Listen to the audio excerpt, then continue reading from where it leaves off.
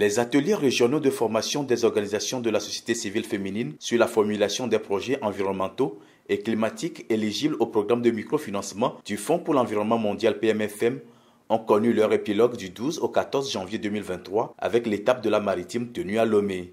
Débuté en fin novembre 2022 en effet à Dapaon dans les savanes, le projet initié par Human Environmental Programme Togo Web Togo est mis en œuvre grâce à l'appui financier du PMFM piloté par le PNUD, a réussi le pari de renforcer les capacités de 100 OSC féminines en formulation de micro-projets environnementaux selon les réalités de chaque région du Togo. La formation initiée par Web Togo est une initiative louable parce que les initiés à la formulation, soumission des projets FEM participent également au fait qu'elles auront plus de moyens pour pouvoir accompagner la population à la base, obtenir des financements et pouvoir nous aider à mettre le bien-être ou bien la joie sur le visage des communautés qu'ils accompagnent. Pour rappel, le projet devrait contribuer à satisfaire les préoccupations du PMFM en matière de prise en compte du genre au niveau du fonds et, in fine, améliorer le taux d'accessibilité des OSC féminines togolaises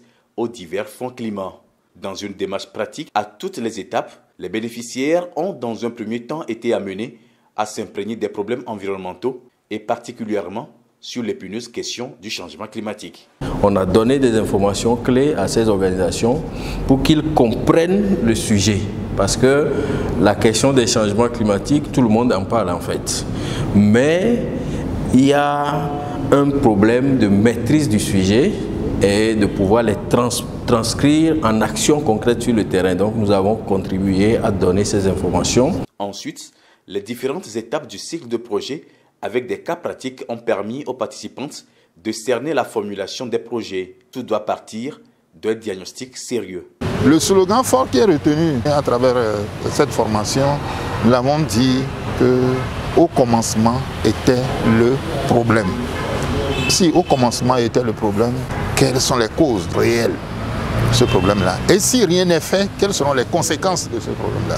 La formulation du projet maintenant, il faut que l'objectif soit bien ressorti, que ce soit l'objectif général ou l'objectif spécifique, que cela puisse bien ressortir, que tout le schéma du projet soit bâti autour de ces deux aspects-là.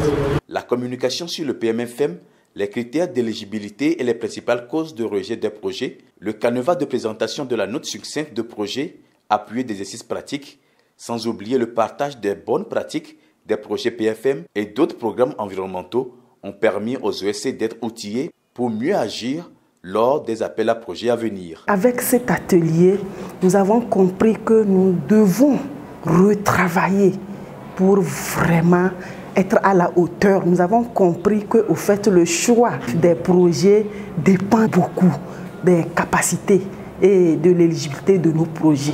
Souvent, on essaie de déposer des projets, mais bon, qui ne sont jamais retenus.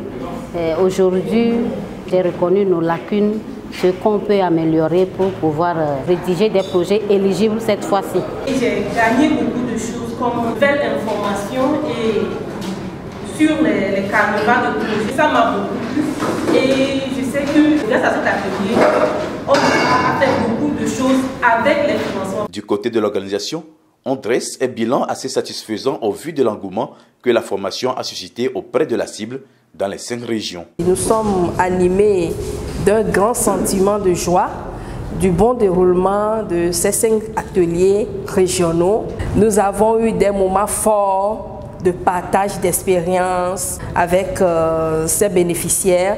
Elles ont été très enthousiasmées par cet appui considérable que le PFM leur apporte afin d'améliorer le taux d'organisation de femmes sélectionnées lors des appels à projets PFM. Le sentiment de satisfaction est aussi partagé par la coordination du PMFM qui attend néanmoins des participantes l'application de tout ce qui est enseigné. Les produits de cet atelier, nous les avons obtenus. Maintenant, nous attendons les effets et les impacts. Et ça ne dépend pas nécessairement du Web Togo ni de la coordination. Ça dépend de chaque participante, de chaque participant et de chaque organisation. En termes de suivi, WebTogo promet la création d'une plateforme en ligne en faveur de toutes les OSC bénéficiaires de cette formation pour d'éventuels appuis techniques et partage d'idées autour des projets environnementaux.